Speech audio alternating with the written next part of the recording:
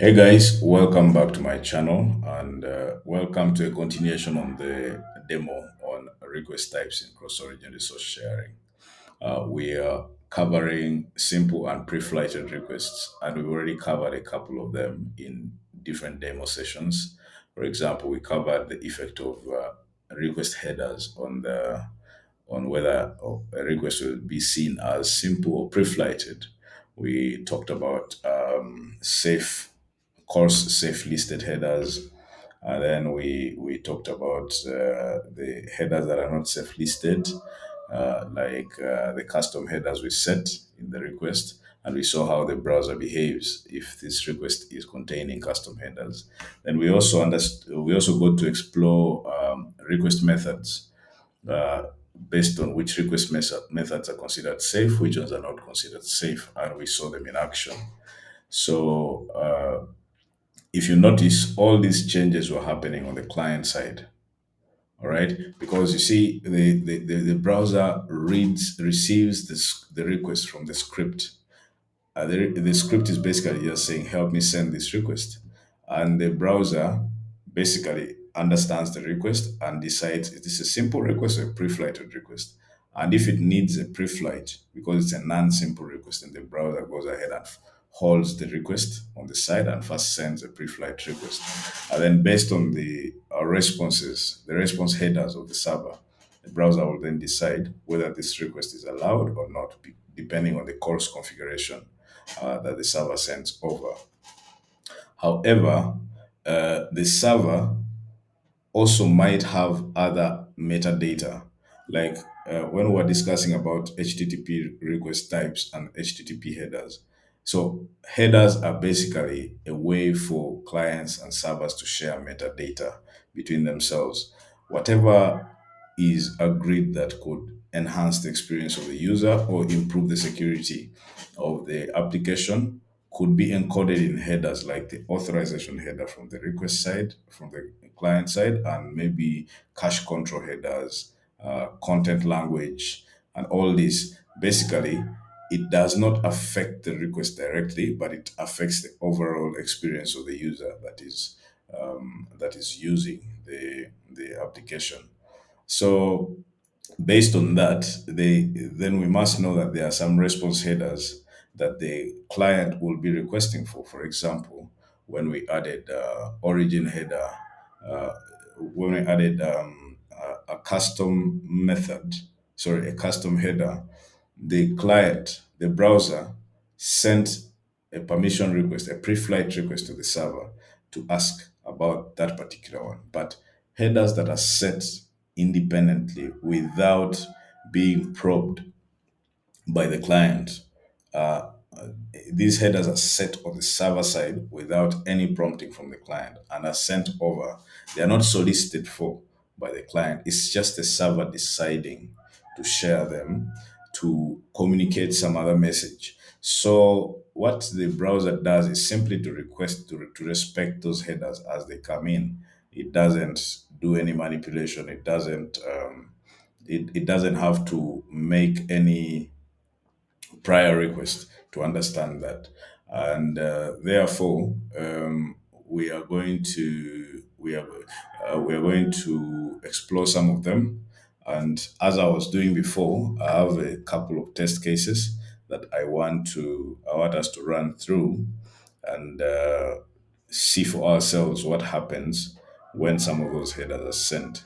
So let's move over to the server side. Over here, you can see the server is still in in the basic state as we did before. We have our cross origin annotation here that sets up the course configuration in default. And we have one HTTP method. That's all we need. And let me just add, let me access HTTP servlet response here because this is how we set headers.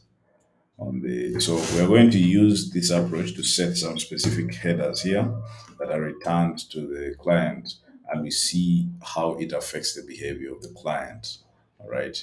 So apart from talking about response headers and whether the browser can give access to them, from the script.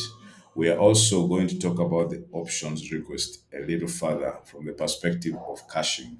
There's a course response field that we didn't talk about before, at least not in detail. We've not demoed it before. We've only demoed its exposure. So it's the maxAge header.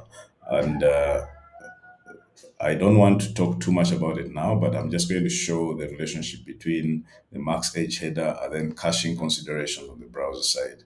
So now I have my response here, and okay, I wanted to first show something about how the browser handles about what response headers are exposed before we add our custom ones. So let's restart that server. I've not done anything to the response here. So it will come in its default sense. In fact, let me remove it to avoid any doubt. Let me remove that response I injected there. Restart the server. Yeah, it has started. So on the client side, if we refresh this page, our cross success is here. Console is empty. So let's look at the request. Basically, in the request headers, the only thing that we care about is origin. Nothing else is sent because the request is pretty simple. So on the response side, the server responded with access control allow origin. And I pay attention to a couple of these other response headers here: connection, content length, content type, date, keep alive. So I want us to add our own header that is going to be displayed here. And in fact, it's best for us to, because this whatever is displayed in the network tab is actually just what is accessed by the browser. Just like this value, sometimes we would see for OPEC requests, we still have access to these values because this is the browser's own mechanism. It's not the script that is showing these. So to really make our tests higher quality, we need to display them here so that this will be the source of truth. If the headers that are fetched from the server are displayed here, then we know that the script had access to them.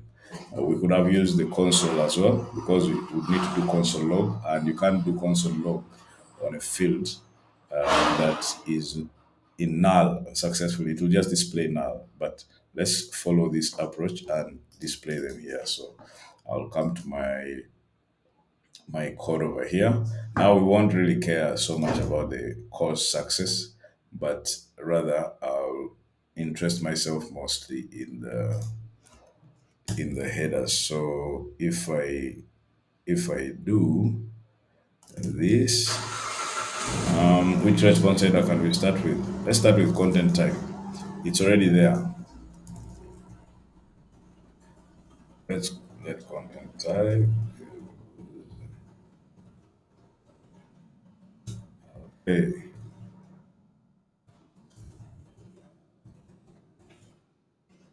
So here I have the content type. I've retrieved it, and I think let me append it. Okay, how do I display these things? Let me just append them together. Okay, add a new line, and then content type. So I hope that I will display the content type. Yeah, right. So, okay. So we basically just expose the promise. Let me remove the response text and we focus strictly on the headers because we've seen enough of that response value. So if I save it again, now the header is here. I could instead just add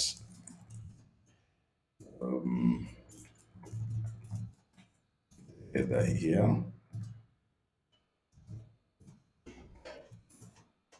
clarify things. Okay, so this is basically what we'll be doing with other headers. You can see that we've displayed content type here.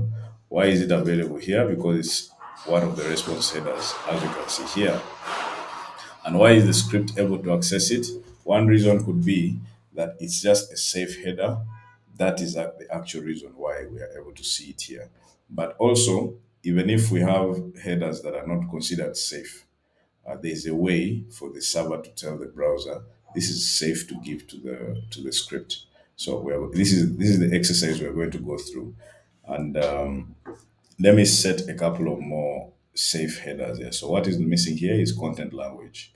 I'll come to the server. I will add my HTTP servlet response,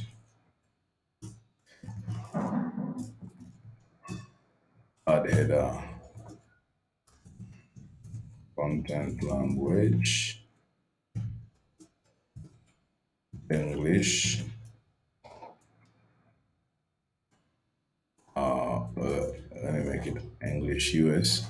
And then which other header can I add? There were a couple of headers we studied in the theoretical section where we said some response headers are safe, some are not. So let's see which other one we can add. Let's add, we've added content language, we have content length. We already have content length, we have content type. Let's add expires. Okay, let's set it to a day.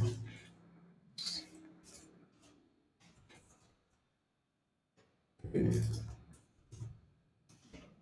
All right, so if I refresh that, I'll now see two new headers, content language and expires. Again, why are they displayed? Reason being, they're just safe listed by CORS, so they are not really considered risky to expose. Let me trigger that request. So you can see content language is here, expires, where is it? It's here. It's available in the response now in the browser. So let's try and print them in the script contents,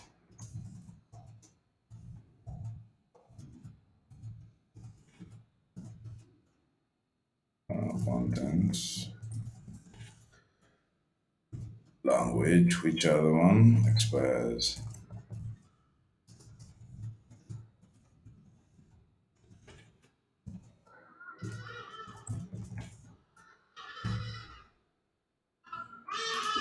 So I will print them here.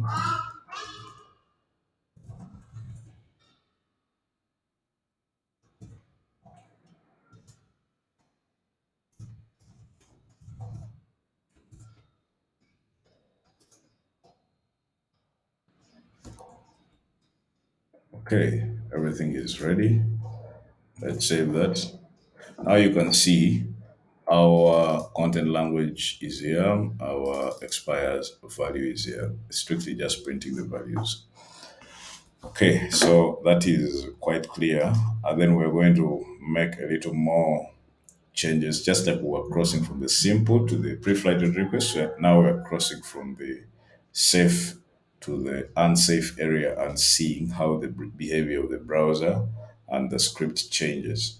And just to remind us that our response header is still just allow origin. There's no other response header, and I mean course response header. So another thing to remember is that we're using the server configuration in default mode, and I had mentioned that that configuration by default is lax on every parameter. However, it's not actually. I used to say that it's only credentials that are blocked by default or restricted by default. However, also the aspect of exposing response headers to the browser is by default restricted. It's not lax. It's not a wildcard by default. So we're going to see that in action.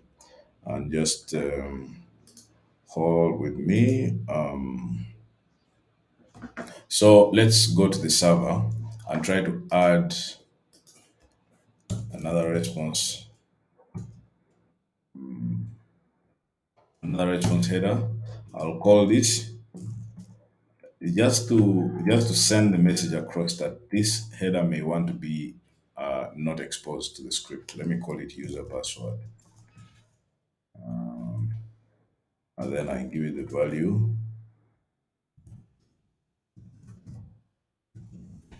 So this is a custom header. It's not recognized by CORS anywhere, but so most likely it is just a shared understanding between the client and the server on what to do when this header is exposed, when this metadata is exposed. So I've added a custom header here, and let's restart the server and see what happens with the browser. Okay, it has started. Let me come back here. Console. Okay, we're no longer using the console. So let me refresh this page. So what has happened? The new header I've added is called "Don't show this." It's called user password. The value is "Don't show this." So I expect. Okay, let me. I've not even listed it here. So password response dot headers dot get user password. Let me put it at the top of the list actually.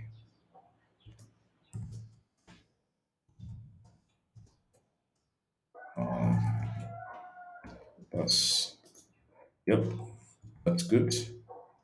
All right, so here we are. You can see our value we expect for pass is null. Why is it null? So if you open the request, you will see that, of course, there is no request header that is course specific that is going to ask the server to send us this header. So we don't need to pay attention there. Let's focus on the response headers and the actual response value.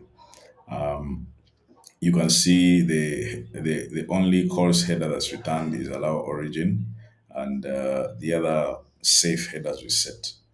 But also here is user password value. Don't show this.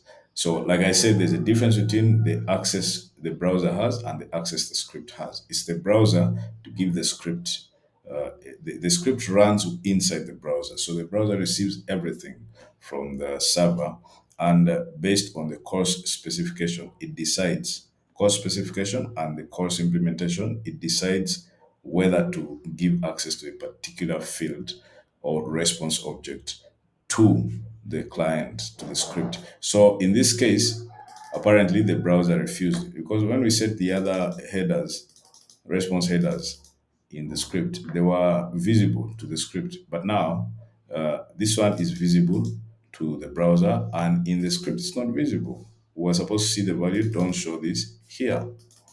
All right. So clearly there is something wrong. And what is wrong is that by default, in the default mode, no custom headers, no non-course safe listed headers are exposed to the script. Remember, for HTTP, for the origin, by default, it is allow all. For the request headers, by default, it is allow all.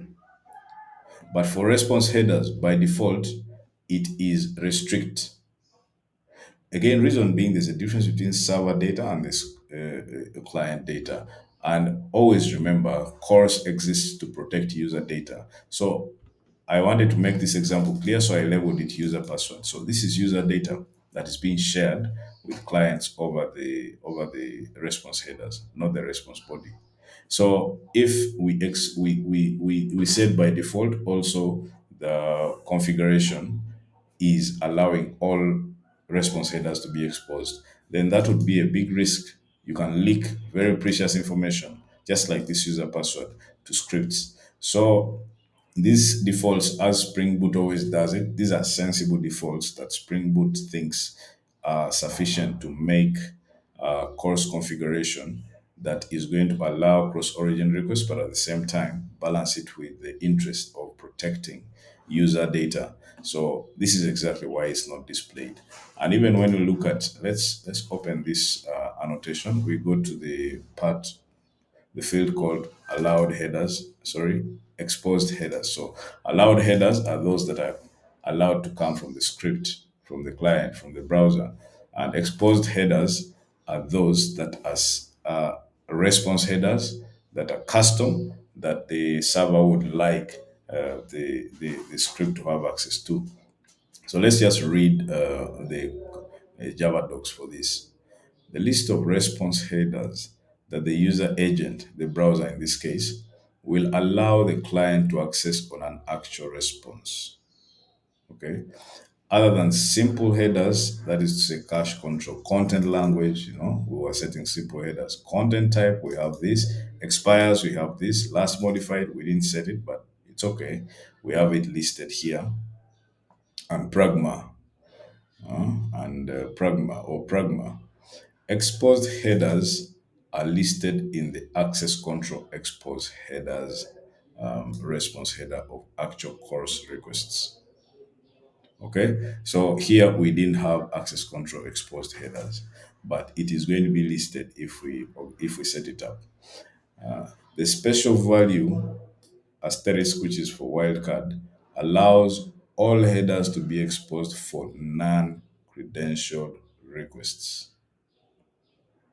Okay, the special value wildcard allows all headers to be exposed for non-credentialed requests.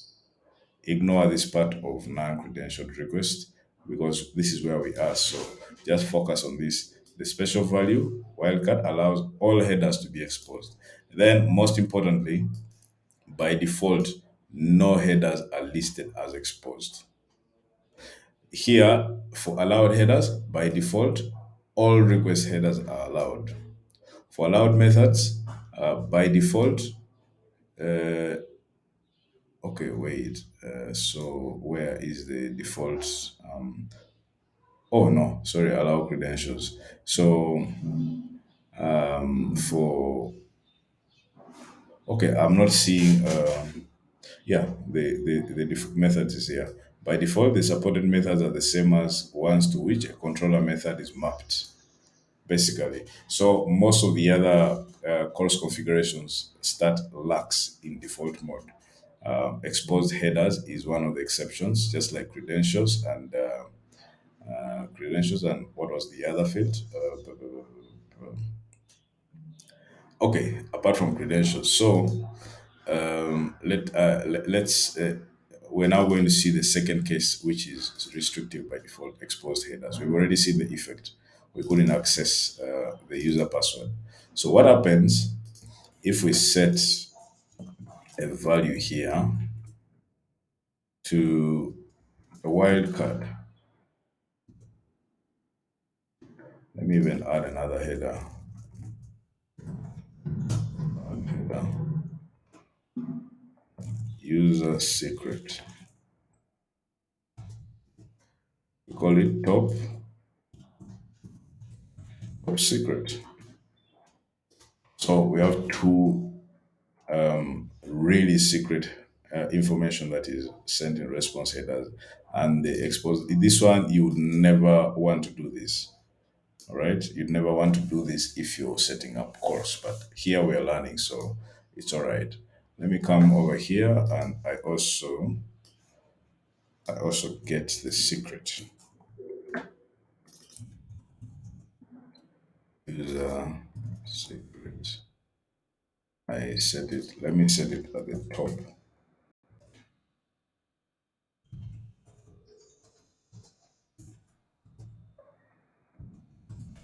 Secret. Right. So I've restarted it. Now see, top secret is here. Don't show this is here. Now you see how we've got all the headers exposed to us on the server. Top secret is here. Don't show this is here. Just like it is. Again, let's pay attention to the response headers. Initially, there was only access control allow origin header.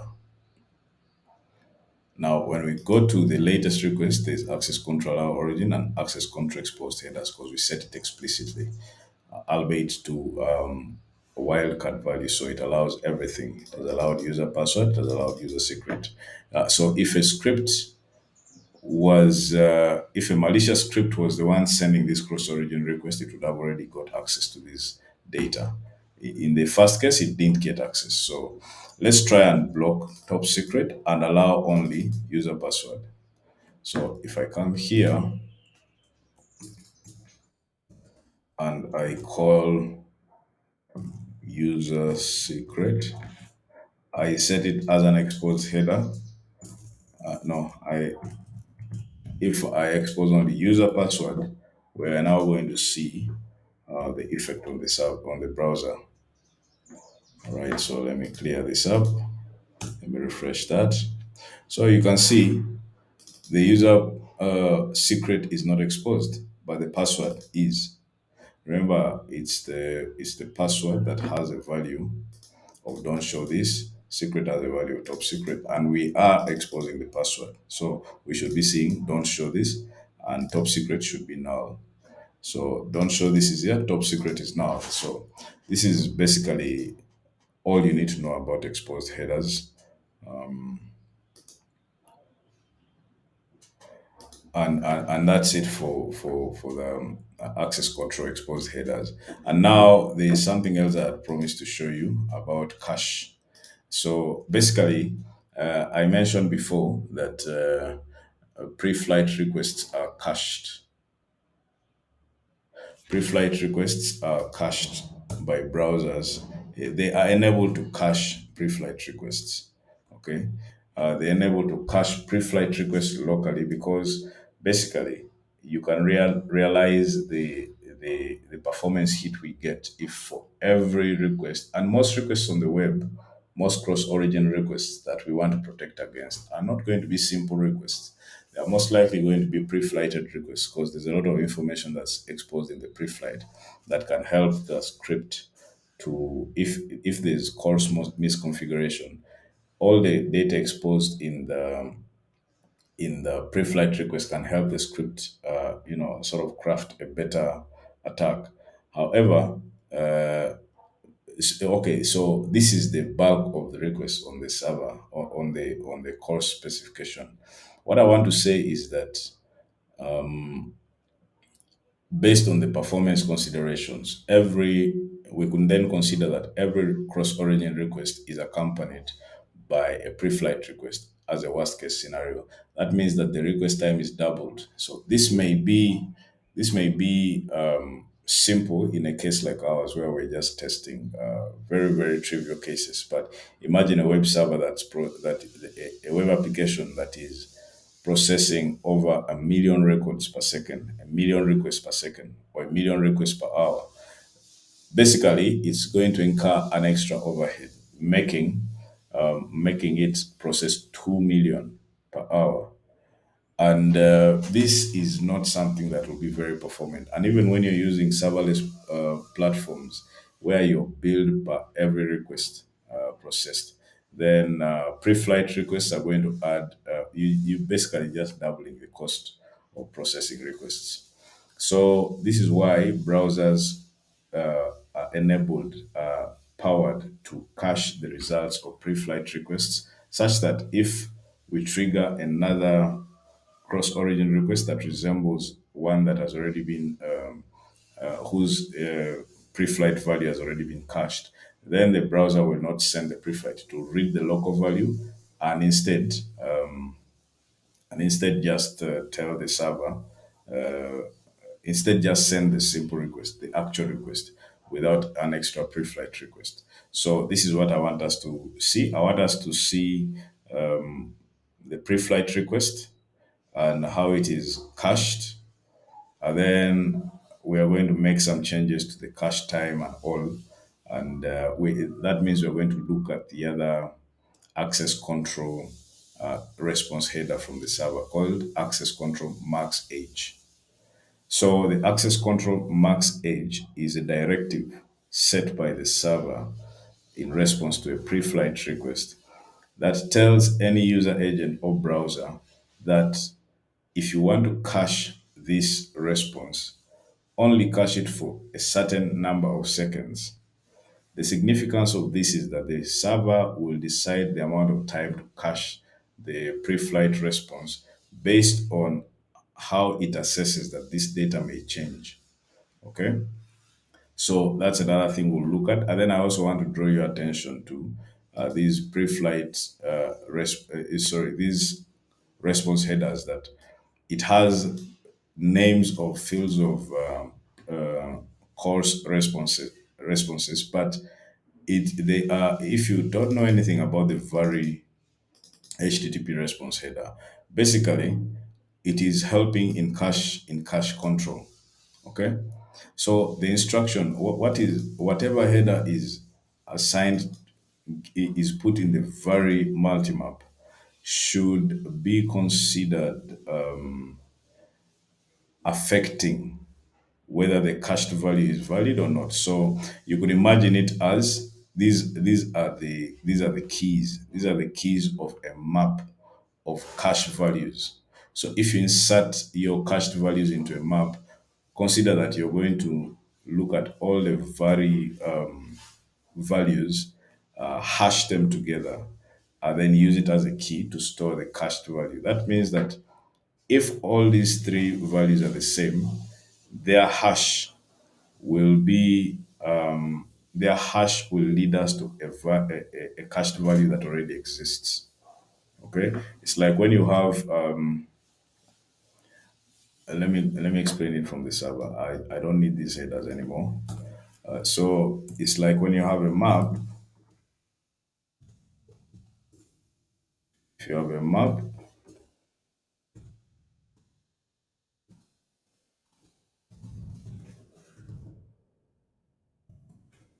if you have a map like this, and you receive keys like header. So you've got a key called header. So if you do cache dot get hash key,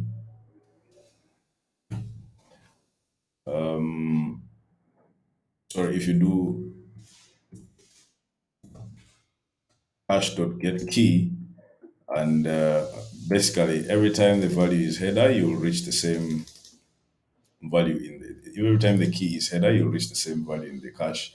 Every time you change the value to maybe header one, then the value returned the if the key is header one and the value returned is different. And so keep this analogy in your mind, like hash maps, dictionaries, and all. They use hashes of keys to resolve the value. So if the key changes or the hash changes in any way, then the value will be picked from a different location. That means the value will be different. I really don't know how effective this example is in driving the point home, but picture the cache as a hash map, and the values in the headers in the very header are basically concatenated as to form a key. Their concatenation is hashed together to provide a key for the pre-flight cache. So because of that, anything that is varied is going to affect the value of the hash of the key.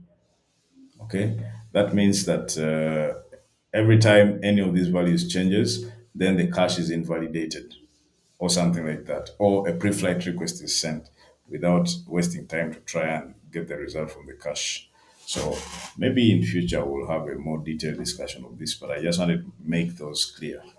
So I'm going to remove these values here, this code, and then I'm going to return response.text as before, and everything should be back to before as we had before. So I want to trigger a pre-flight request. How do I trigger that? The simplest way is to add a content type header, content type, make it JSON. Let me go to the server. This is no longer necessary. Let's go back to the default setting. Okay, restart the server. So we're going to get a pre-flight for sure, for sure.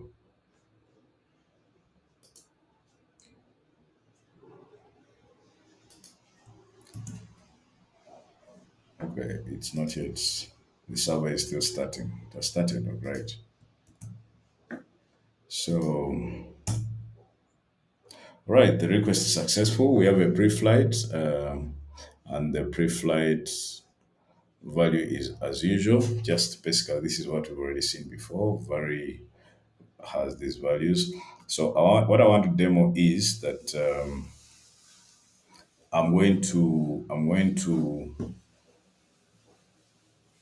want to manipulate the max. So here you can see max edge is set to 1,800 seconds. That is basically 30 minutes.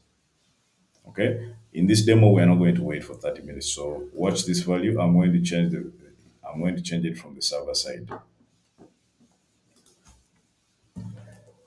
Max edge. So let me set it to 5 seconds so that we can test faster. So when I set it to 5 seconds, the first thing I want us to notice is the value that is returned in the pre-flight headers. So you can see we've set it to 5 seconds, correct? Right. So then you've seen how we can change the max edge header. Now, what I want to show next is the caching functionality. So I mentioned that if the parameters of the cross-origin request don't change, at least the key parameters, then the browser will not trigger a pre-flight request for max edge number of seconds. So in this case, 5 seconds. So we're going to see that.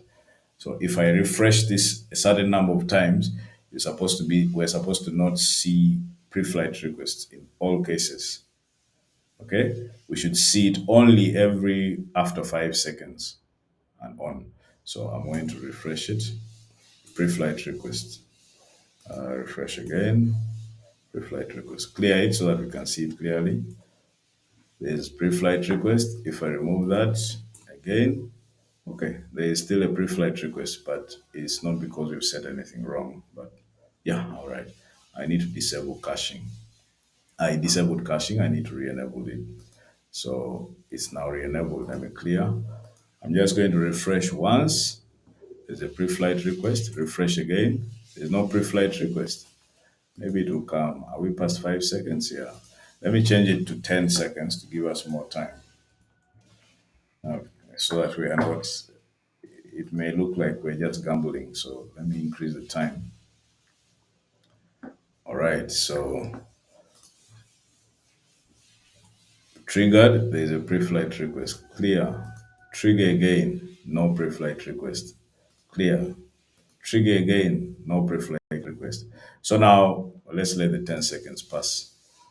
You can see in the response headers, there is no pre-flight, but the request just went as an actual request without any further consider. That means the browser is using the cached value.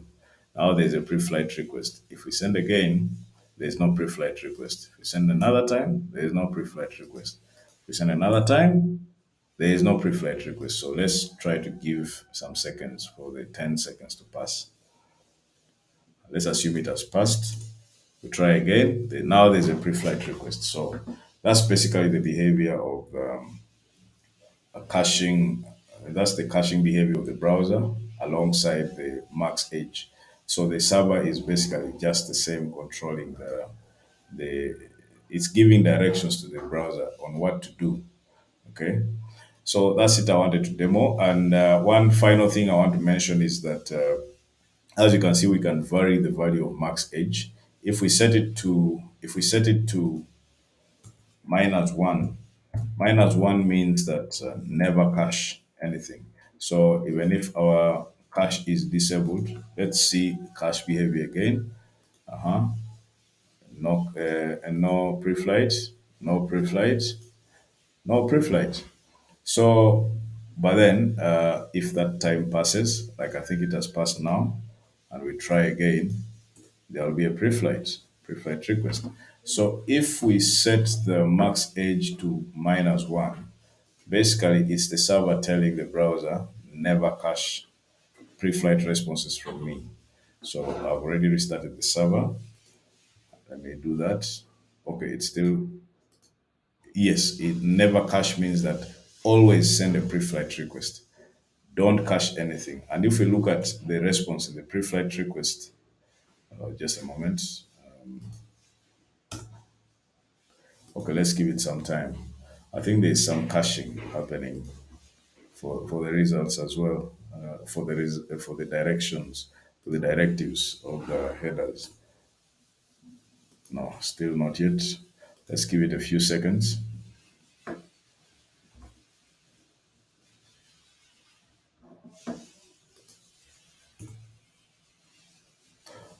Okay.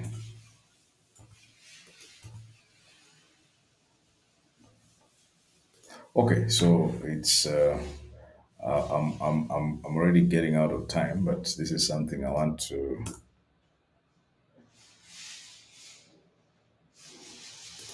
Let me first disable caching. Pre-flight. I want to see the value sent back. Okay, access control max age is 1,800 seconds. It has not changed, so I think it's because I didn't really restart the server. It's okay. Basically, let me re-enable cache, and I see for myself. Okay, so let me first disable it. I want to see the response of the pre-flight. So it's still the same. I could do this by moving to an incognito window, but then that will just be. So I think the browser is caching this value. It's definitely not fetching from the server as I've already changed the value. But you can play around with this. If the max age is -1, there will be no cache behavior. And if the max age is set, you can set an arbitrary value, but a browser ultimately has its own maximum allowed value. So if you set a value higher than the browser's default maximum, then the browser will override your value and set its own. So it's whichever is higher, either the browser's default or your value. For example, for Chrome, I think it's 24 hours. For Firefox, maybe less than that. I don't know, but also keep that in mind.